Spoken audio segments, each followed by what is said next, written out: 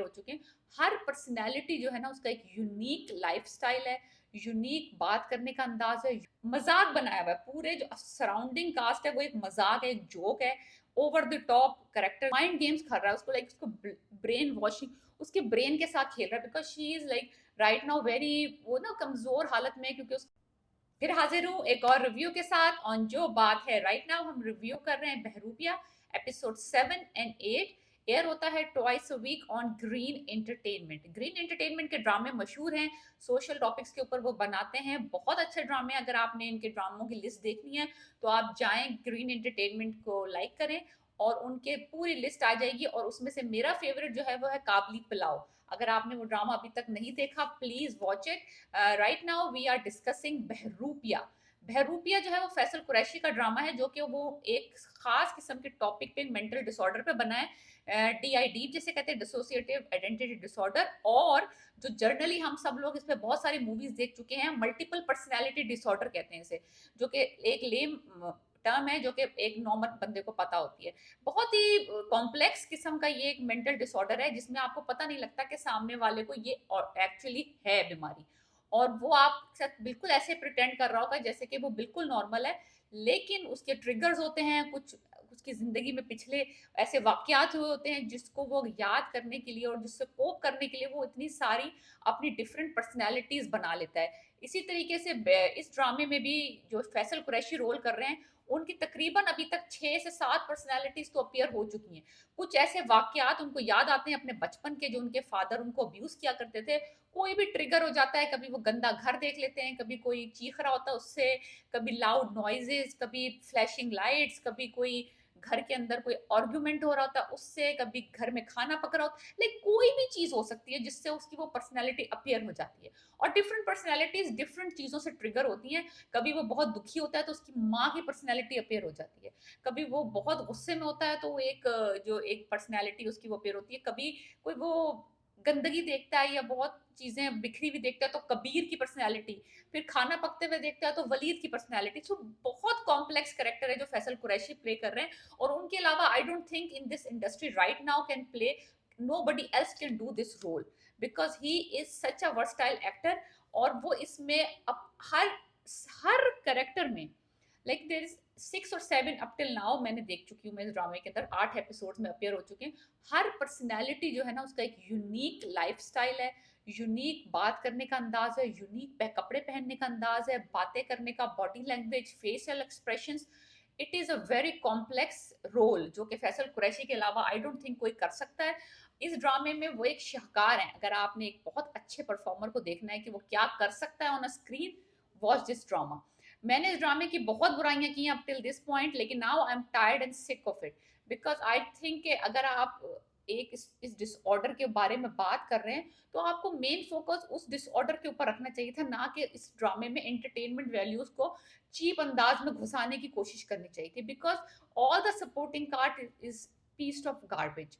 कोई ऐसा रोल नहीं है इस ड्रामे में अदर देन फैसल कुरैशी जिसको आप अप्रिशिएट कर सकें, जिसपे कोई एफर्ट लगा हुआ नजर आया है, जिसके कोई करेक्टर में जान है, जो कि कोई सपोर्ट कर रहा है एक्चुअल इस टॉपिक को, जो कि मेंटल डिसऑर्डर के टॉपिक को मजाक बनाया हुआ है। पूरे जो सराउंडिंग कास्ट है वो एक मजाक है, एक जोक है, ओवर द टॉप करेक्टर्स हैं, ओवर द टॉप पर्सनैलिटीज हैं, डिस्ट्रैक्ट कर रही हैं फ्रॉम द मेन मुद्दा।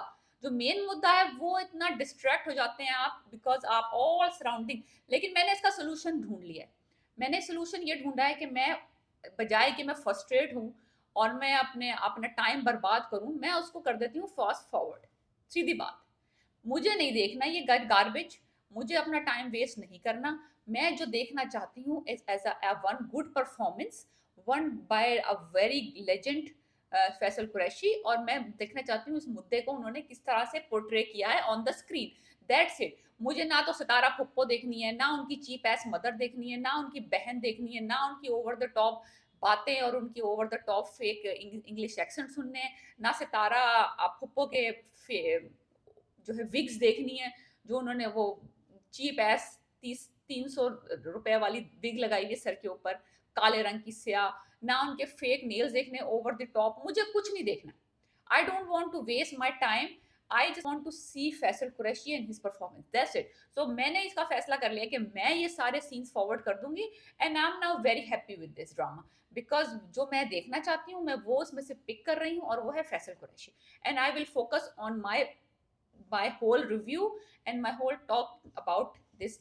तो इसमें दिखाया है कि अब वो बंदा ऑब्सेस हो गया है एक लड़की के पीछे, बिकॉज इस डिसऑर्डर में होता है कि वो एक कोई चीज पकड़ लेते हैं और फिर उसको हासिल करने की जुस्तजू में लग जाते हैं।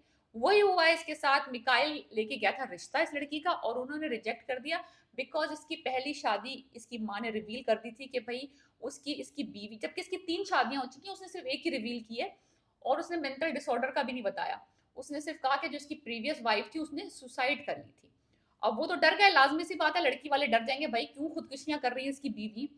तो एनी तो रिश्ता रिजेक्ट हो गया, और जारा को दिखाया कि उसको अपने एक कजन से लव था, और वो कजन अब्रॉड चला गया इसको बगैर बताए, so it's a breakup, so she is on a rebound. तो वो रीबाउंड के लिए उसको कौन मिला है? मिकाइल। अब मिकाइल उसको एक्स्ट्रा अटेंशन दे रहा है, महंगे गिफ्ट दे रहा है, ही इज रिच, और उसको जहां जा उसको इतनी अटेंशन है, वो एक कॉल करती है वो आ जाता है। So she is like charming है, और बातें अच्छी करता है, और you know those that vibe of rage and very intellectual kind of vibe वो मिकाइल की है, very in control. So Zara I think वो उसका शिकार है, और वो उसको अपने चार्म से फंसाने की कोशिश कर रहा है, और I think he is almost successful. मुझे लगता है कि अब ये 8 के एंड में जारा ने ऑलमोस्ट कह दिया कि she wants to marry Mikail, और पेरेंट्स जो है वो राजी नहीं है, बिकॉज दे आर स्केयर्ड कि वो क्यों सुसाइड उसने किया। तो एक्चुअली जारा ने उससे पूछ भी लिया मिकाइल से कि भाई तुम्हारी, मैं तुम बुरा ना मानना, लेकिन ये बताओ कि तुम्हारी बीवी ने खुदकुशी क्यों की थी, क्या वजह थी, और तुमने उसकी हेल्प क्यों नहीं की। It's very smart and very very clever. इस तरह के जो लोग होते हैं जिनको मेंटल डिसऑर्डर होता है, उनकी सेंसेस जो होती हैं दिखाया इज वेरी शार्प, और दे आर वेरी विटी, और वो ऑन देयर फीट सोचते हैं। और उसने फौरन से एक बात निकाली, उसने कहा कि उस मेरी बीवी के वो प्रेग्नेंट नहीं हो पा रही थी, that's why she is very depressed, so I tried making her comfortable कि भाई ऐसा कोई मसला नहीं है अगर तुम प्रेग्नेंट नहीं होती। Still she got so depressed that she commit suicide. तो उसने अपने आप को बिल्कुल से मक्खन में से बाल की तरह निकाल लिया मिकाइल ने, और आई थिंक जारा ने ये बाय कर ली रीजन। सो क्योंकि because she was not any like she like okay what ever, हो सकता है ऐसा, लोग डिप्रेशन में आके मर्डर कर अपने आप को मार लेते हैं। सो आई थिंक मिकाइल जो है इज वेरी स्मार्ट, और वो जो उसकी बातें होती हैं वो हर चीज का उसके पास जवाब होता है। लाइक जारा जो भी उसको बात कहती है कि आपने प्रपोजल मुझे किया था, कहता है मैंने तो कभी प्रपोजल भेजा ही नहीं, मैंने तो कभी तुम्हें प्रपोज ही नहीं किया, मैं तो तुम्हें सजेशन देता चाहता हूँ, स्टेटमेंट देना चाहता हूँ कि you should marry me. Like उसके ना माइंड गेम्स कर रहा है उसको, लाइक उसको ब्रेन वॉशिंग, उसके ब्रेन के साथ खेल रहा है, because she is like right now very वो ना कमजोर हालत में, क्योंकि उसकी ब्रेकअप हुआ है अपने कजन से। तो she is very looking for के कोई उसका कंधा बन जाए, कोई उसका सहारा बन जाए। तो ये बंदा को पता है, इसको ये बात पता है, और ये उसके माइंड से खेल रहा है, और जो जो चीजें ये सुनना चाहती है ना लड़की, वो ही बोलता है मिकाइल। एनीवेज उसको डिनर्स पे ले जा रहा है, उसकी बर्थडे सेलिब्रेट कर रहा है, पूरे पूरे रेस्टोरेंट्स बुक कर रहा है।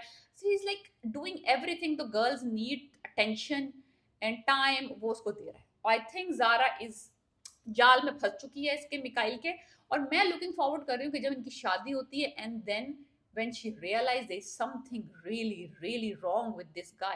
Now I think मिकाइल को भी realize हो गया कि उसने ज़ाला को फंसा लिया है। घर आके he is like renovating his house except his room. Nobody can touch his room. His room is his like place where he can manifest in different personalities. बड़ा डार्क सा आर्टिस्टिक सा रूम है इसका। तो ही is like very charming personality. जब ये charm करना चाहता है किसी को, ही is like artist, he makes paintings, he can cook food, he is stylish, he is rich, और बातें करने में उसका कोई वो नहीं है। लड़कियों के लिए लैविश पार्टीज करता है, उनको गिफ्ट्स देता है। So he is like everything a Zara is looking for right now.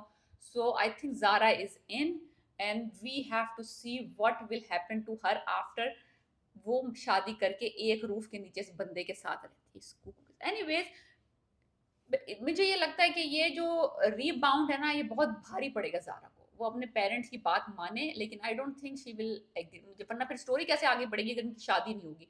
सो मेरा कंक्लूजन इस ड्रामे का ये है कि अगर आप रियली इंजॉय इस ड्रामे को करना चाहते हैं, just keep your focus on Faisal Qureshi's character and Zara's interaction with him, and that's about it. Just fast forward the extra scenes that जहाँ पे उनकी मदर या उनकी सितारा फुप्पो या उनकी जो भी अदर फैमिली मेंबर्स अपीयर होते हैं, please fast forward it and just look it for the Faisal Qureshi and his characters.